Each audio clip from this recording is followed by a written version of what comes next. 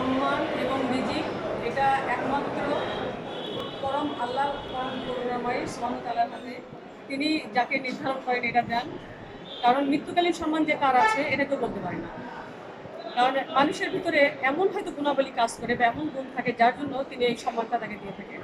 অনেকে আছে অনেক বিত্তবান, অনেকে আছে অনেক বড় বড় নেতা, অনেকে আছেন যে তার অনেকগুলো মানে অনেক কিছু আছে, বাট দেখা যাচ্ছে যে এমন জায়গায় মারা গেল, এমনভাবে মৃত্যুবরণ হলো, হয়তো তার পরিজন সব কিছু থাকা সত্ত্বেও তারা ওই মুহূর্তটা তারা আপনজনরা কাছে পাইল না, বা তাদের পরিজন থাকা সত্ত্বেও তারা শেষ মুহূর্তে চোখের দেখাটা দেখতে পাইল না, কিংবা লাস্টে পর্যন্ত খুঁজে পাইল না, হয়তো অ্যাক্সিডেন্ট আল্লাহ না করবে এমন কিছু হয় এরকম হয়ে যায়। যার জন্য আমি বলবো যে এটা আসলে কার রিজিকে কি আছে এটা কেউ বলতে পারে না। রিজিক এবং সম্মান এই দুটা পুরোটাই পরম আল্লাহ সুবহানাহু ওয়া তাআলার হাতে।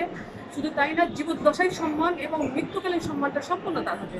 এই যে মৃত্যুকালীন সম্মানটা, এই সম্মানটা কিন্তু আসলে সবার ভাগ্যে জোটে না, এবং যাদের ভাগ্যে জোটে এরা মনে হয় আল্লাহর পরম রহমানুর রাহিম এবং আল্লাহর পরম নিজ হাতে তাদের উপর রহমত দিয়ে থাকেন।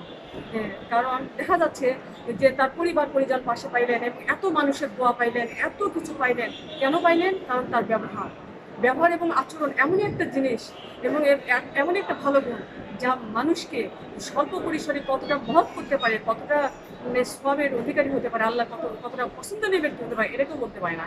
কাজে মৃত্যুকালীন যে সম্মানটা এটা সবার ভাগ্যে কখনো জুটবে না।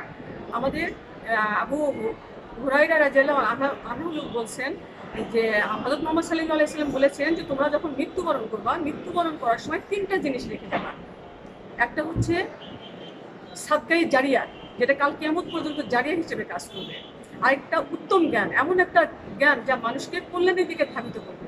আরেকটা হচ্ছে সুসন্তান, যে সন্তান তোমার জন্য আল্লাহর দরবারে হাত তুলে দোয়া করবে আজীবন। এই তিনটা জিনিস যদি রেখে দিতে পারে, তিনটা আমল ছাড়া বাকি সব আমল বন্ধ হয়ে যাবে। এবং আমরা বেঁচে থাকতে তিনটা আমল রেখে যাওয়ার চেষ্টা করি এবং মৃত্যুকালীন সম্মান আল্লাহকে যেন বলি যে আমাদের জন্মটা যেন আমাদের যেভাবে হয়েছে মৃত্যুটার সময় যেন আমার ইমানদারের সাথে হয়, সম্মানের সাথে হয়। এটাই আমরা দোয়া করি। আল্লাহ হাফেজ।